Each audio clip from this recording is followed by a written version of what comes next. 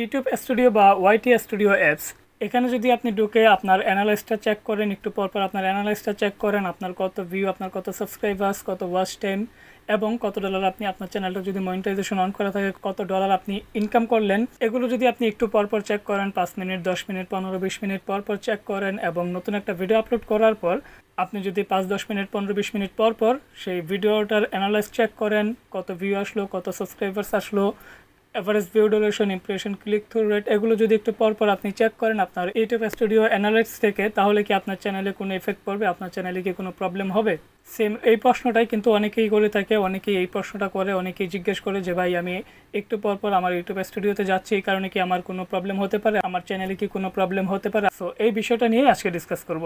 আজকের এই ভিডিওটা সম্পূর্ণ দেখলে আপনার এটা নিয়ে আর কোনো কনফিউশন থাকবে না। একদম সুন্দরভাবে আজকের এই ভিডিওতে আমি আপনাদের এটা বুঝিয়ে দেওয়ার চেষ্টা করব যে আপনার চ্যানেল থেকে আপনার ইউটিউব স্টুডিও বা ওয়াইটি স্টুডিও অ্যাপসে যদি আপনি একটু পরপর যান এবং এখান থেকে আপনার সাবস্ক্রাইবার্স, ওয়াচ টাইম, ভিউ এগুলো যদি চেক করেন, আপনি কত ডলার ইনকাম করলেন এবং ফুল অ্যানালাইসিসটা যদি একটু পরপর চেক করেন, তাহলে কি আপনার চ্যানেলে কোনো সমস্যা হবে কিনা বা সমস্যা হলেও কি কি সমস্যা হতে পারে, এ টু জেড সব কিছুই আজকের এই ছোট্ট ভিডিওটাতে আলোচনা করার চেষ্টা করব।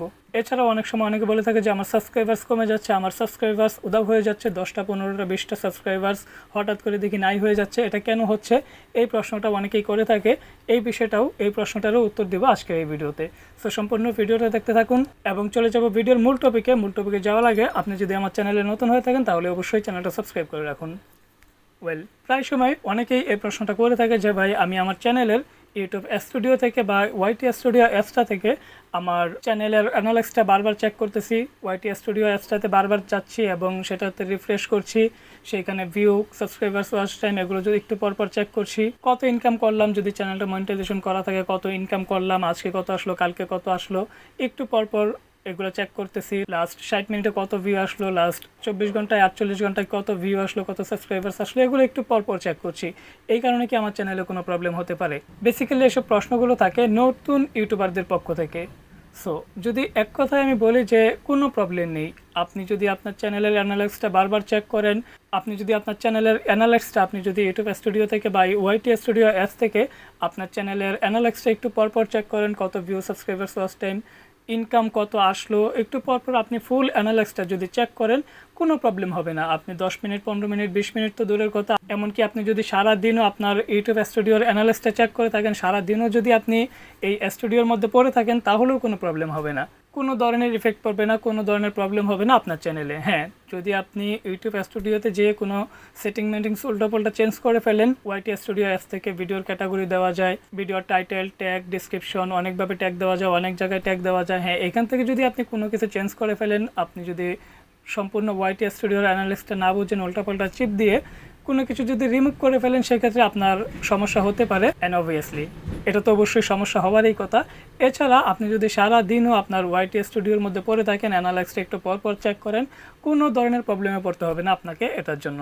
ইউটিউব আপনাকে এই ফিচার্সগুলো দিয়েছে, এই ওয়াইটি স্টুডিওর বা ইউটিউব স্টুডিওর যে ফিচার্সগুলো আছে, যে অ্যানালাইসিসের যে এই সমস্ত বিষয়গুলো আছে, এগুলো আপনাকে দিয়েছে সাধারণত আপনার ইউটিউব চ্যানেলটা পর্যবেক্ষণ করার জন্য, আপনার ইউটিউব চ্যানেল থেকে তথ্য পাওয়ার জন্য, আপনার ইউটিউব চ্যানেল থেকে তথ্য সংগ্রহ করার জন্য, আপনার ইউটিউব চ্যানেলটা কোন অবস্থায় আছে, কীরকম পারফরমেন্স দিচ্ছে, কী অবস্থায় বর্তমানে আছে, এইসব বিষয় আপনাকে জানার জন্য।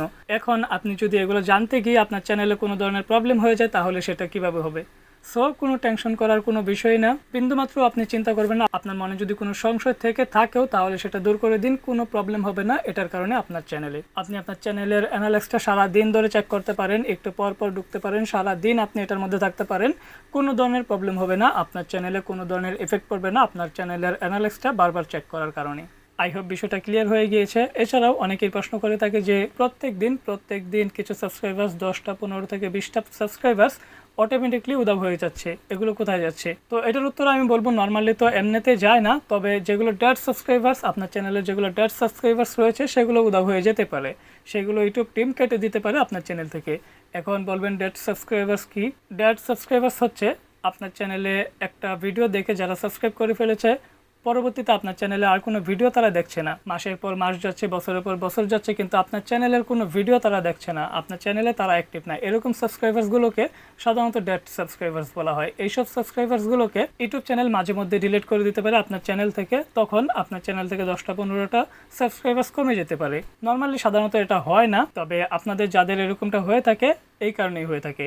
এছাড়াও যদি আপনি আপনার ক্যাটাগরি অনুযায়ী ভিডিও না ছেড়ে অন্য ক্যাটাগরির ভিডিও আপলোড করে দেন, লাইক আমার এটা হচ্ছে টেক চ্যানেল, এখন আমি টেক চ্যানেলের ভিডিও আপলোড করছি। এছাড়াও আমি যদি টেক চ্যানেলের পাশাপাশি অন্য একটা শর্ট ভিডিও আপলোড করে দিলাম যেটা হচ্ছে গেমিং রিলেটেড অথবা কুকিং রিলেটেড অথবা এন্টারটেনমেন্ট রিলেটেড, যে কোনো একটা কিছু আমি আপলোড করে দিলাম, একটা শর্টস, লাইক আমি একটা কথার কথা শর্টস ভিডিও আপলোড করে দিলাম, সেই শর্টস ভিডিওটা দেখে সেই শর্টস ভিডিওটা থেকে আমার 5 থেকে 10টা সাবস্ক্রাইবার্স আসলো। তারা কিন্তু আমাকে সাবস্ক্রাইব করেছে সেই শর্টস ভিডিও থেকে, এন্টারটেনমেন্ট একটা ভিডিও থেকে, এবং পরবর্তীতে দেখতেছে যে আমি আমার চ্যানেলে ট্যাগ রিলেটেড ভিডিও আপলোড করছি, কিন্তু এই ট্যাগ রিলেটেড ভিডিও তাদের কোনো প্রয়োজন নেই, যার কারণে কিন্তু আমার ট্যাগ রিলেটেড ভিডিওটা তারা দেখছে না। মাসের পর মাস যাচ্ছে, বছরের পর বছর যাচ্ছে, তারা আমার চ্যানেলে ভিজিট করতেছে না। এরকম সাবস্ক্রাইবার্সগুলোকে সাধারণত ডেড সাবস্ক্রাইবার্স বলা হয়, এবং এই সাবস্ক্রাইবার্সগুলো মাঝে মধ্যে আপনার চ্যানেল থেকে উধাও হয়ে যেতে পারে। তখন আপনার মনে হবে যে আমার চ্যানেল থেকে সাবস্ক্রাইবার্সগুলো উধাও হয়ে যাচ্ছে, নিশ্চয়ই আমার চ্যানেলে কোনো প্রবলেম আছে। সাধারণত এরকমটা হয় না।